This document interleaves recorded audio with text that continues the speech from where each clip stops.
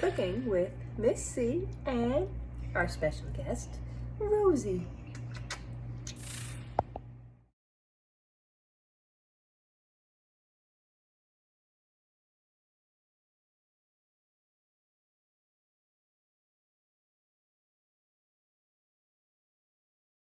So you're going to hit bake, go up until you hit 375, and at my oven you hit bake again.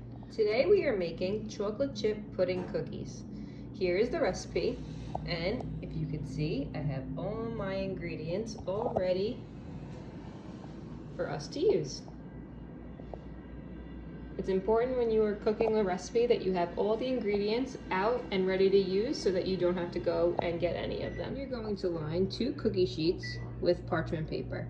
You use parchment paper because the cookies will not stick to them. You could throw the parchment paper out after you are finished. You can also use aluminum foil if you do not have parchment paper, but just make sure that you spray it so that the cookies do not stick. The first thing our recipe says is to preheat the oven to 375. Okay, so I have my large mixing bowl here, my 2 sticks of butter, because the recipe says to add 1 cup of butter. 1 stick is equal to a half a cup of butter, so we need 2. I have my mixer here, and I'm going to start mixing the butter. You want the butter to be soft because you do not want it to make lumps of butter in your cookies. So make sure that your butter is softened. You could soften it by leaving it out prior to baking your recipe, or you could put it in the microwave. Then you're going to add 3/4 cup of brown sugar. When you do measure brown sugar, you want to make sure it's packed in tightly. So I only have a 1/4 cup, so I'm going to do 1/4 cup 3 times. 2, 3. Then it calls for 1/4 cup of white sugar. Take that, level it off, and add 1 cup. Now I'm going to stir.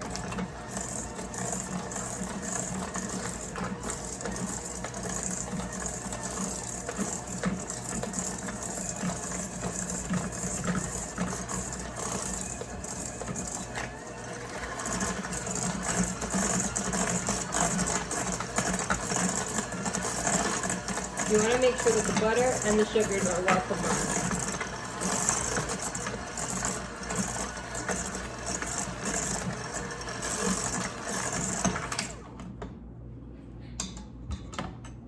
Then I'm going to add 1 box of vanilla instant pudding. This makes your cookies moist, soft,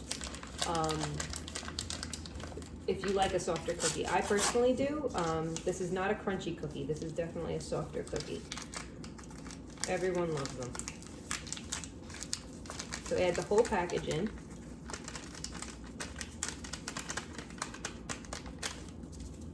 Then you're gonna add 1 teaspoon of vanilla.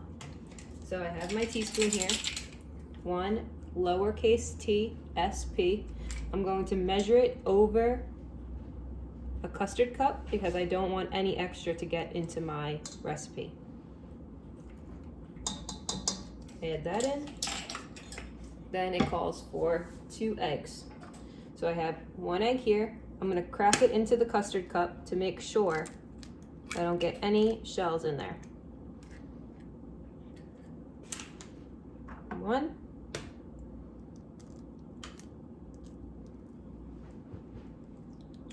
2. Just check that there's no shells, and you're gonna add them right into the mixture. Then you're going to stir again.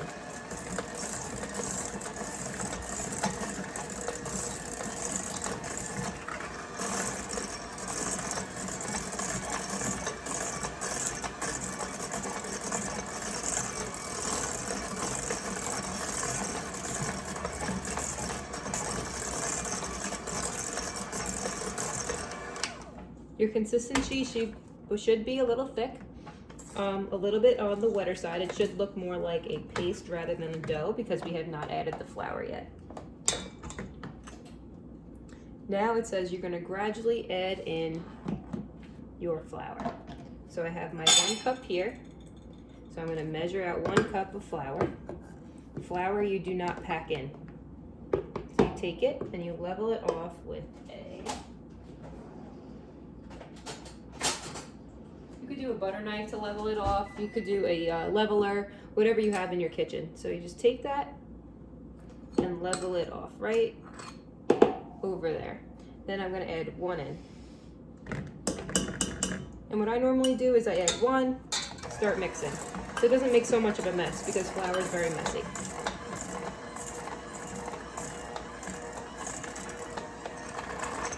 You want to do it on low speed too so that the flour also does not go everywhere.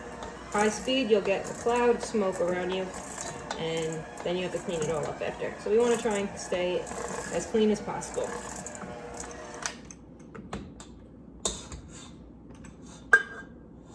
Perfect. Then we want to add the 2nd cup.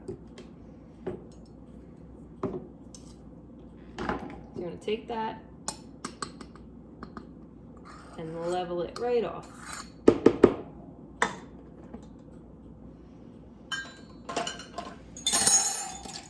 And this calls for 2 cups and a quarter, so we'll just add the 1/4 cup as well.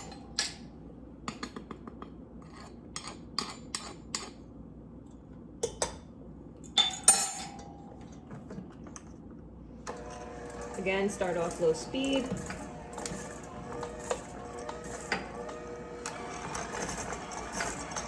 Then as the flour gets incorporated, you can put it up to a higher speed.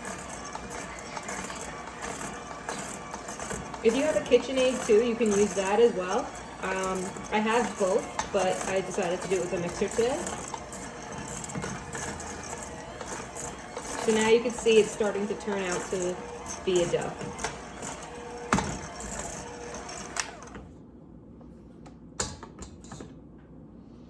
Then lastly, I want to add in my baking soda. So I have my baking soda here.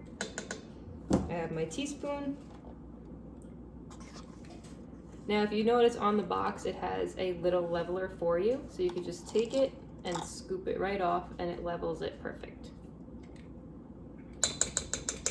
Make sure all that baking soda gets in there.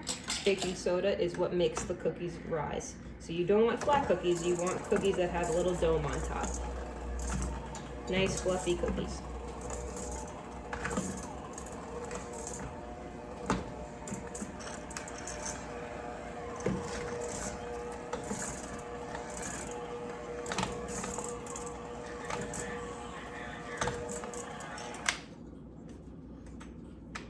Okay, now we're done with the mixer, so we want to make sure that we get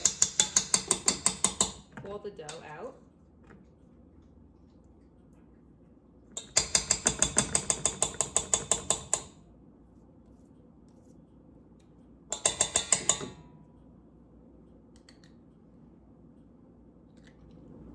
Then you want to add in your chocolate chips. This one says 1 11-ounce package of milk chocolate chips. My bag is from Costco, so I had to measure it out.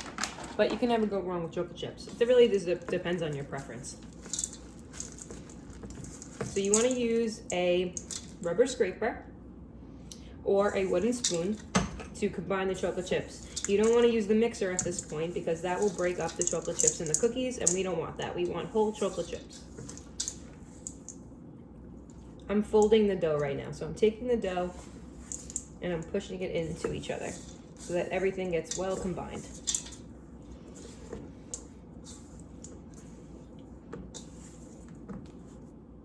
Okay, so now we're gonna take a tablespoon. If you have a cookie scoop at home, that's great. I don't have one here.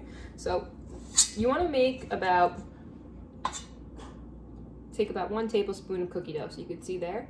And then you're going to push it with your finger right on. So you don't want to roll these cookies because that will make the butter melt in your hand, and you kind of want less contact as possible. So I'm going to keep going. You want about 1.5 inches apart. So if you can get 3 in a row, that's great. If you can get 4, that's even better. Looks like here I'm going to get about 3 in a row.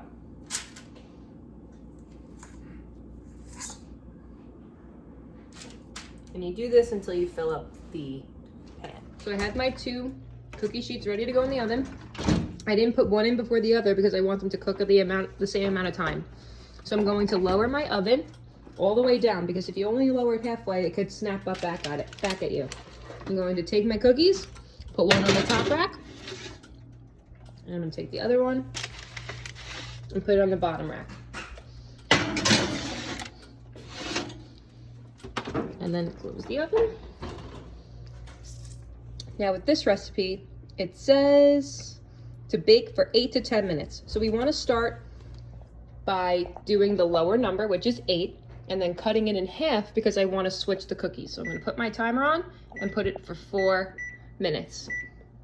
So when the 4 minutes is up, I'm going to move the bottom to the top and the top to the bottom. And the cookies are out. So when I took them out, I used a spatula and I transferred them from the baking sheet to this cooling rack.